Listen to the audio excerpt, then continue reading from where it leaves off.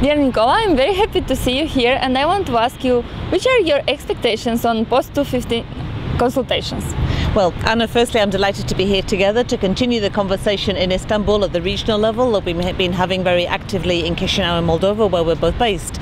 And my expectations are that we will come out with very concrete, real, tangible actions where we really unite forces for now. The main element that I think has come out in terms of the discussion is actually that we need integrated solutions to development, so bringing many different aspects together.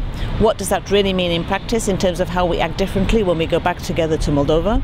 But also really in terms of actually that these different perspectives require actions now, even if they will reap results in 15 years' time, still the actions need to be taken at this present moment. How do you see the role of young people in post-2015 agenda and old after post-2015? I think it's been such an important part of the shaping of the future Sustainable Development Goals that youth have been really at the centre of the discussion. It was so inspiring in the Moldovan national consultations. Everybody knew what was needed, everybody knew what they needed and wanted for their future and for the country.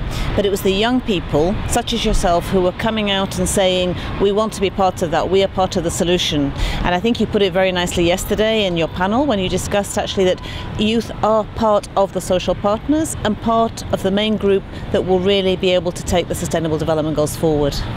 How do you see the world in 2030?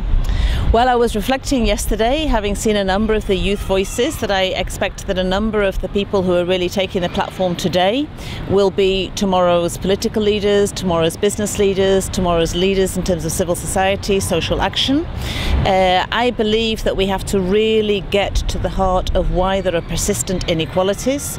The major element that has come out is in terms of social inclusion is not only good for the individuals, it's good for the collective, because it makes much more robust, resilient societies.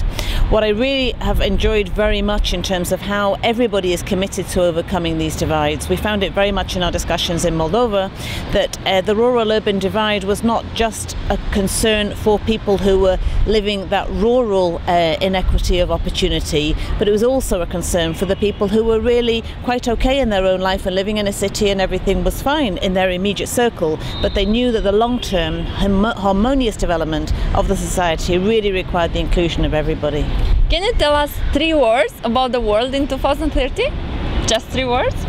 Equal, sustainable, and enjoyable. Thank you very much. Thank you so much.